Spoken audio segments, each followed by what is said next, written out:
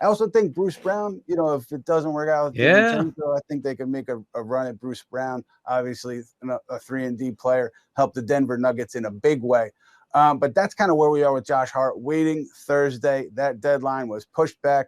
It was pushed back for a reason. So let's see where he goes. But I would assume, if the Knicks feel confident that they can get somebody with that non-taxpayer exception, DiVincenzo or somebody else, then Hart opts in and helps the Knicks out financially.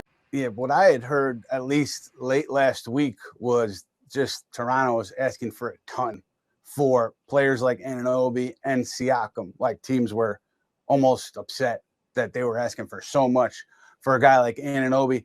I don't know if they come down as the offseason progresses or as we get closer to June 30th here, whether it was a negotiating tactic, but I'd heard that the price was very high there. And so, take that for what it is. Would the Knicks pay that price? I don't know. I know that they had strong interest at the trade deadline, and ultimately the price that was set then was not met by anybody.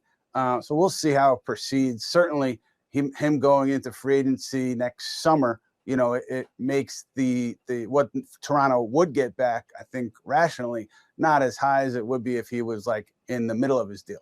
Shaun, we're going to wrap, but I need this from you before we go. Can you give me one signing that you would like to see this offseason and one trade that you'd like to see this offseason?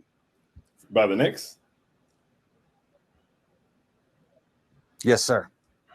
Okay. One signing I'd like to see. I'm going to go with, I think I'll go with Bruce Brown. I mean, his price might be a little high, but if he and DiVincenzo are priced similarly and that's what we're looking at, I'd be interested in Bruce Brown. It's funny, the night that I went to the game with Ben Stiller, I was cheering while we were winning, and Bruce Brown turned to me and he was like, "I don't know what you're cheering for. You guys aren't even going to the playoffs." And I was like, "That's crazy, but we're winning right now." And then they came. We were winning. I felt great. They came back, and there was a play where Kyrie came. He dumped it off to KD, and KD dunked it, and we called timeout. And Bruce Brown was just looking at me the whole way down the court, and I was like, "He's my biggest enemy from now on." But it was really cool, seeing him in Denver and how much he was able to contribute to them and all the different roles. He really did whatever they needed. He was like the epitome of a Swiss Army knife. And once again, I think Josh Hart had that same effect for us. But he was really good for them as a defender, a playmaker, a rebounder. He shot the ball well. So you can never have too many guys like that. So I'd love to have Bruce Brown. As far as a trade, the one that piqued my interest the most, that I feel like I'd be the happiest about, is the Paul George move. And I know that he's older. He's 33, but there's not a lot left on his contract. So it's not one of those situations where it's like, hey, this could hurt us 4 years, 5 years down the line. We're paying this guy $60 million. You don't know what can happen.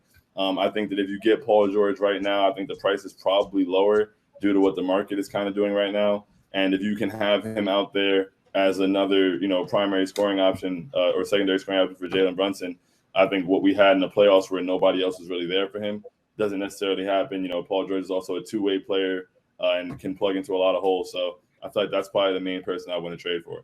The subtle name drop there by Shaun.